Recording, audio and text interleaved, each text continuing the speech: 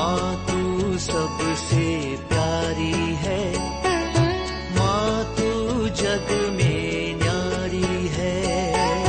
माँ तू सबसे प्यारी है, माँ तू जग में न्यारी है। अपने आंचल में रखना, अपने आंचल में रखना। हमें वरदानों से भरना। माँ तू सबसे प्यारी है, माँ तू जग में न्यारी है। माँ तू सबसे प्यारी है, माँ तू जग में न्यारी है। पिता, पुत्र और पवित्र आत्मा के नाम पर आमीन। आप सबों को जय यीशु।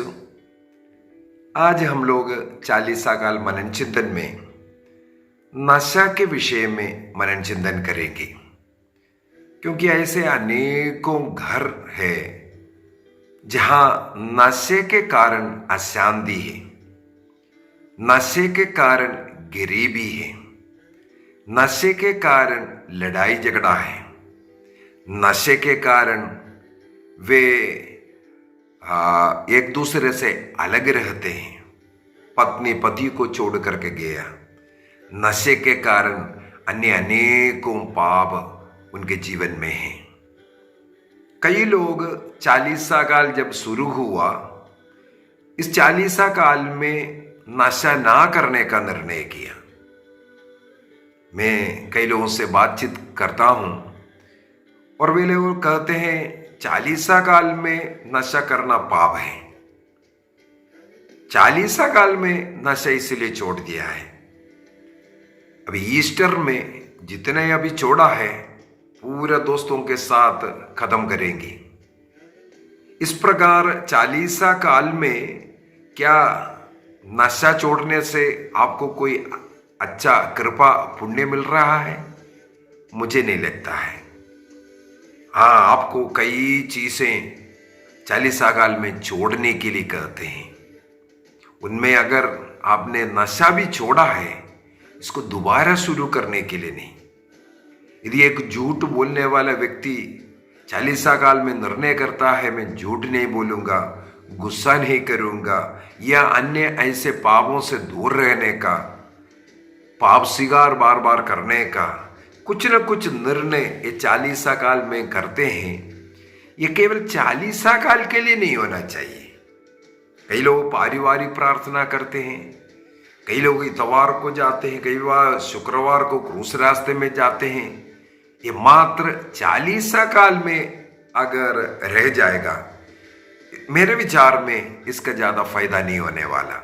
हाँ, आपके मन में एक संतृप्ति चालीसा काल मैंने इस प्रकार मनाया करके, ईश्वर की कृपा हमें और हमारे परिवार में आना है, तो हमें इस नशा जो समुदाय के, एक व्यक्ति के, परिवार के सबों का विनाश का कारण है, इसको छोड़ना ही अच्छा है। ये नशा करने का या किसी को नशे की जरूरत कब पड़ता है? मैं आर्मी में सर्विस करता था। आर्मी में जब मैं 1980 में ज्वाइन किया, उस समय पर फ्री में 3x ऐसे ऐसा कर करके बड़े अंग्रेजी जो नशा है करने का वो बोतल मिलता था, पीने के लिए मिलता था। लेकिन मैंने मेरे जीवन में एक निर्णय किया, जैसे हम लोग दानियेल का ग्रंथ दिया 1 वाक्य 8 में पढ़ सकते हैं। दानियेल एक निर्णय किया, निर्णय ये था, ये पी करके मैं अशुद्ध नहीं बनूंगा।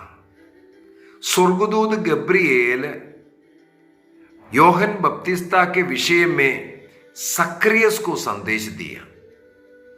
उस संदेश में लूकस के सुसमाचार अध्याय 1 वाक्य 15 में हम लोग पढ़ते हैं, स्वर्गदूत गब्रिएल सक्रियस से कहते हैं, ये जो पुत्र जन्म होगा आपके लिए, वो अंगूरी नहीं पिएगा, क्योंकि वो ईश्वर के नजर में महान है।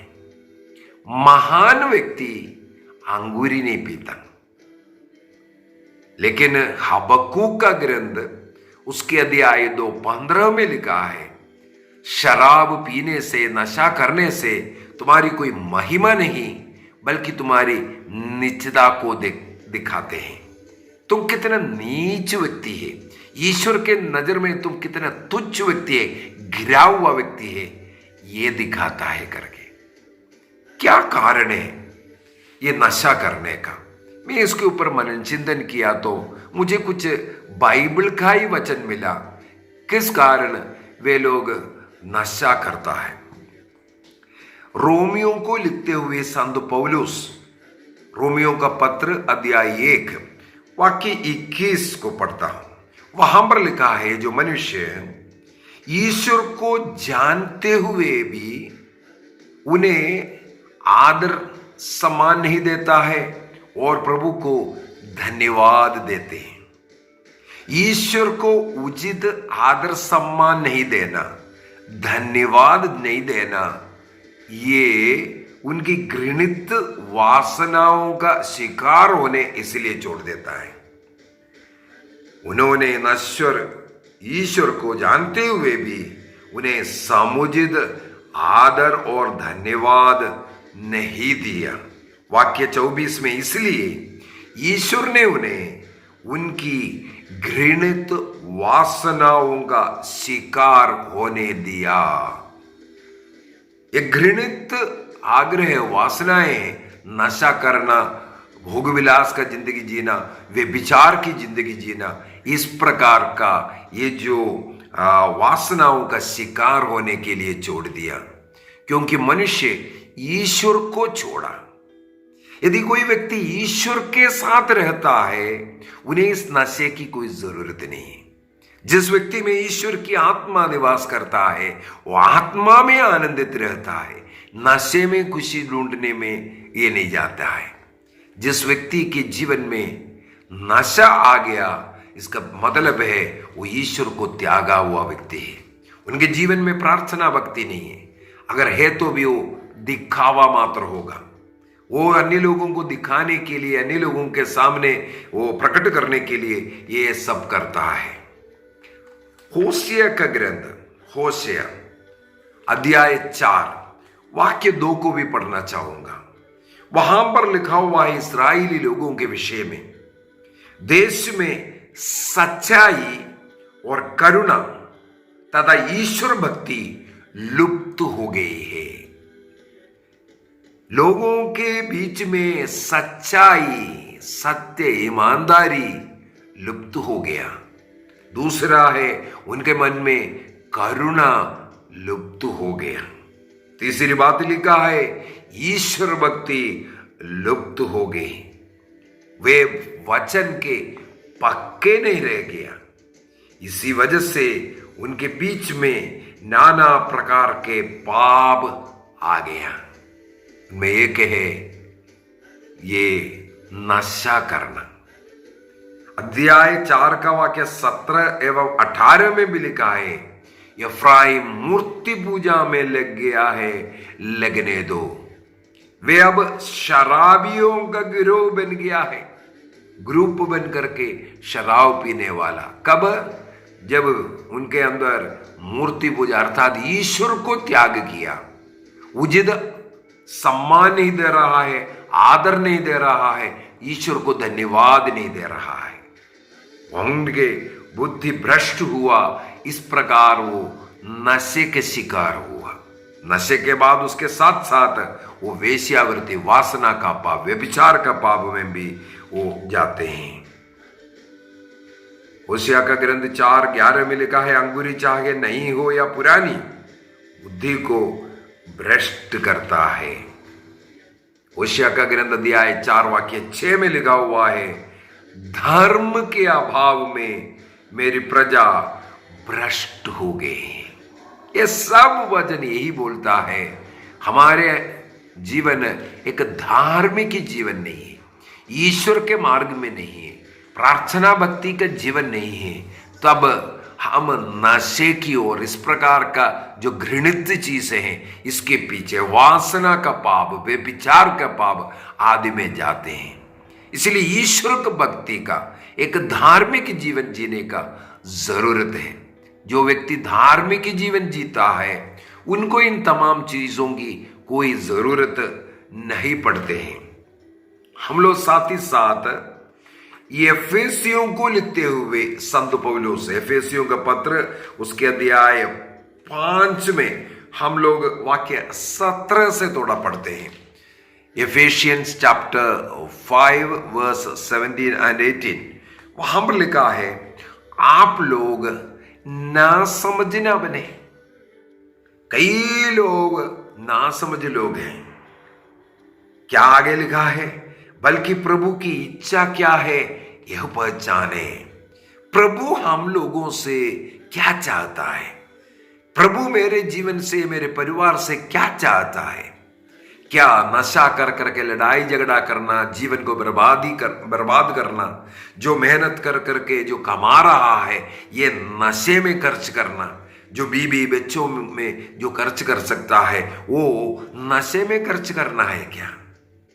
प्रभु यहां वचन में लिखा है, ना समझ ना बने, बल्कि प्रभु की इच्छा क्या है ये पहचान ले। कई लोग बड़े स्टैंडर्ड का पीने वाले लोग हैं। कई ऐसे घर भी है, माता पिता बच्चे सब बैठ करके थोड़ा स्टैंडर्ड का अंग्रेजी पीने वाला, शाम के समय पर खाना खाने के टाइम पर टेबल में रख करके पीने वाला भी है। उनको बोलते हैं स्टैंडर्ड पियकड़। वो लोग उसको पाप नहीं मानते, गलती नहीं मानते। किसी से कभी बात किया तो बहुत अच्छा प्रार्थना करने वाले परिवार, लेकिन उन लोग मिल करके पीते हैं, बोलते हम लोग सब लोग शांति से जीते हैं, इसके बाद हम लोगों को कोई प्रॉब्लम नहीं है। लेकिन ऐसे पी पी करके रहने वाला, मैं ऐसे कई पुरोहितों को जानता हूं, ऐसे स्टैंडर्ड में परिवार से पी करके आए, लेकिन पुरोहिताई के अंदर डी एडिक्शन सेंटर तक उन्हें लेकर के जाना पड़ा। इतना पियकड़ बना है। इसके पीछे का कारण है उनके घर के उस स्टैंडर्ड तरीके से पीना। कई लोग सोचते हैं संयम से पीना अच्छा है करके बाइबल में लिखा है। नहीं, बाइबल में केवल अंगूरी पीने का, अर्थात जो अंगूर का जो रस निकाल करके पीने के विषय में लिखा है। जो अंगूरी पी करके मतवाला होने के विषय में नहीं लिखा है। वाक्य 18 के अंदर एफेसियंस चैप्टर 5 वर्स 18 में यही लिखा हुआ है, अंगूरी पीकर मतवाला नहीं बने। कहीं नहीं लिखा है मतवाला बन जाए या संयम से पी लो। शराब होता है, वो थोड़ा सा पिए या ज्यादा पिए वो पीना ही है। कोई भी ऐसा पाप नहीं है, थोड़ा सा करेगा तो पाप नहीं, ज्यादा है तो पाप है। और इसके बाद क्या लिखा है, अंगूरी पीकर मतवाला नहीं बने, क्योंकि इसमें विषय वासना उत्पन्न होती है, बल्कि आपको पवित्र आत्मा से परिपूर्ण होना है। संत पौलुस ये नहीं कहता है अब थोड़ा थोड़ा सा पी लो, मतवाला मत हो, थोड़ा थोड़ा सा पियो, ये नहीं लिखा है। यहां लिखा है इससे विषय वासना उत्पन्न होती है और इसलिए आप पवित्र आत्मा से परिपूर्ण हो जाएं। जब पवित्र आत्मा से परिपूर्ण होकर के परिवार मिल करके भजन गाओ, स्तोत्र गाओ और आध्यात्मिक गीत गाओ, पूरे हृदय से प्रभु के आदर में गाते बजाते रहो, ये है सही घर। एक साथ बैठ करके पीने वाला घर नहीं।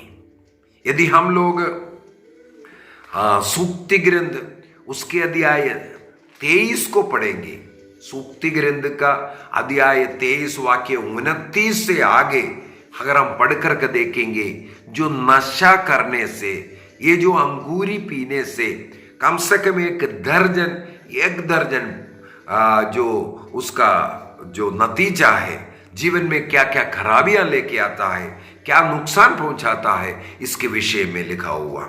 हम लोग सूक्ति ग्रंथ का उन वचनों को पढ़ने के पूर्व में मैं आपसे एक और बात बताना चाहूंगा।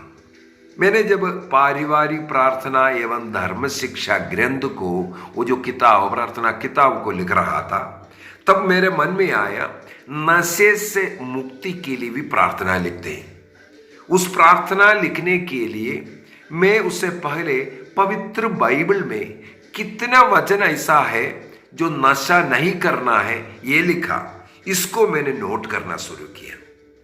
मुझे मेरे नजर में 80 जगह पर मिला, 80 जगह में नशा नहीं करना और उसके अनेकों परिणाम के विषय में लिखा हुआ है। और उन 80 जगह का 80 वचनों को मैंने पूरा और स्टडी किया। उसके अंदर मुझे 40 परिणाम मिला। यदि हम नशा करेगा क्या क्या उसका परिणाम है, मैं उसको थोड़ा बता कर देना चाहता हूं। सूक्ति ग्रंथ उसके अध्याय 23 में वाक्य 29 से आगे पढ़ेंगे। नशा हम लोगों के जीवन में दुख लाता है, नशा लड़ाई झगड़ा उत्पन्न करता है, नशे एक व्यक्ति को घायल करता है, नशे एक व्यक्ति को पागल बना देता है, नशे एक व्यक्ति को बीमार बनाता है, नशा शक लेके आता है, अपने सद्बुद्धि को नष्ट करता है। होशिया का ग्रंथ अध्याय 4:11 में भी आप लोगों ने पढ़ा था, अंगूरी चाहे पुरानो या नया, वो हमारे बुद्धि को भ्रष्ट करता है। नशा पीने वाला लटखड़ा करके चलता है। नशा परिवार में दरिद्रता लेके आता है। नशा आपको फटे हुए पुराना कपड़ा पहनाएगा। नशा आपके जीवन में अपमान लेके आता है। नशा आपके परिवार में उपद्रव मचाता है और नियम कानून को बुला देगा। इस प्रकार दरिद्रों का शोषण करेगा। नशे के द्वारा अनेकों परिवार का विनाश हुआ है। नशा करने वाला बुद्धिमान ही नहीं है, वो अनेकों लोगों का मन फटकाता है। और लिखा हुआ है प्रवक्ता ग्रंथ अध्याय 19 के अंदर, पीने वाला मजदूर दरिद्र ही बने रहेगा। प्रवक्ता ग्रंथ अध्याय 31 का 39 में आत्मा कटुता से भर जाएगा लिखा है।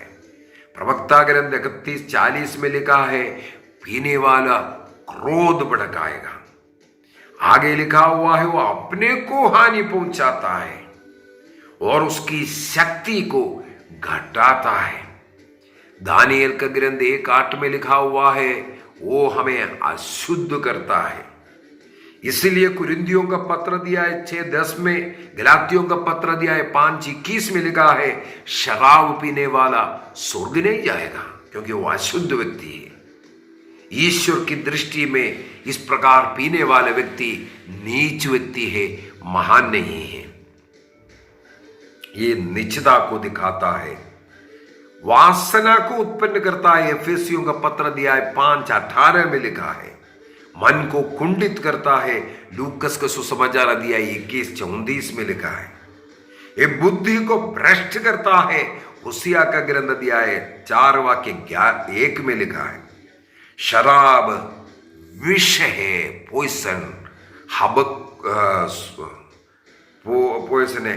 ये लिखा हुआ है सूक्ति ग्रंथ में अध्याय 29 वाक्य 32 में एवं विधिवरण ग्रंथ 32:32 के अंदर। शराब विष है। वो जो शराब पीता है उन्हें ईश्वर भी नष्ट करेगा। कुरिन्थियों का पहला पत्र अध्याय 3:17 में और सेफनिया का ग्रंथ अध्याय 1:12-13 में लिखता है, शराब पीने वाला अपने बेटियों के साथ भी दुष्कर्म कर सकता है। उत्पत्ति ग्रंथ अध्याय 19 वाक्य 30 से लेकर के हम लोग आगे पढ़ते हैं, लोत अपने पुत्रियों के साथ दुष्कर्म करके संतानों को उत्पन्न किया नशे में। वो आने वाली पीढ़ी को शाप देता है। नूह का शाप शराब कर पीकर नांगा पड़ा हुआ था, उसका शाप कनानियों को शापित बनाया। इसके बाद लिखा हुआ है, वो जोएल का ग्रंथ अध्याय 4:3 में नशे के लिए अपने बेटियों को भी वो बेच डालेगा, पैसा के लिए, राजा हो या शासक, अंगूरी पीने उनके लिए शोभा नहीं देता है करके सूक्ति ग्रंथ 31:4 में लिखा हुआ है। और ईश्वर ऐसे लोगों को चेतावनी देता है। इस्हाक का ग्रंथ अध्याय 5 वाक्य 11 में एवं वाक्य 22 में चेतावनी देता है, सतर्क करता है अंगूरी पीने से दूर रहने के लिए। इस्हाक का ग्रंथ अध्याय 22 वाक्य 13-14 में लिखा है, नशा करना ये पाप ईश्वर मृत्यु तक नहीं क्षमा करेगा। सूक्ति ग्रंथ 23-32 में लिखा है, ये सांब की तरह अंध में आपको ढसेगा।